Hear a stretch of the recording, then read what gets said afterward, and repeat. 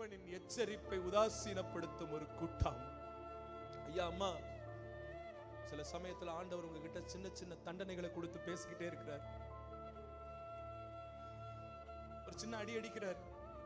அடிக்கும் போதே உனக்குள்ள இருக்கிற ஆவியான உனக்கு உணர்த்துறாரு, நம்ம பண்ண இந்த தப்புனாலதான் இந்த அடி விழுந்திருக்கோ, இந்த அடி விழுந்திருக்கோ அப்படின்னு உணர்த்துறாரு. ஆனா சம்டைம்ஸ் நம்ம என்ன தெரியுமா பண்றோம்? நான் ஏதோ by mistake no by mistake sir, it is purpose. ஆண்டவர் தண்டனை கொடுக்கிறாரு, பர்பஸ் தண்டனை கொடுக்கிறாரு. ஆண்டவர் 2 முறை சாலமோனே உனக்கு நான் சொல்லி கொடுத்தேன்டா, செய்யாதன்னு சொன்னேன். ஆனா திரும்ப திரும்ப திரும்ப திரும்ப நீ அதையே செஞ்சதுனால எனக்கு கோபம் வந்துருச்சு.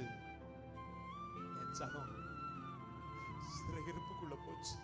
என் ஜனம் அறியாமையினால் சங்காரமாகிறது. என் ஜனம் அறியாமையினால் சங்காரமாகிறது.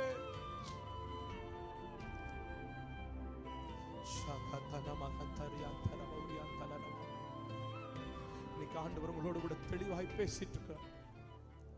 சிறையிருப்புகள் வேண்டாம் பிள்ளையே, போதும். நம்ம வாழ்க்கையில் இதுவரைக்கும் நாம் அனுபவித்த சிறையிருப்புகள் போதும். இனி ஒரு சிறையிருப்புகள் வேண்டாம்.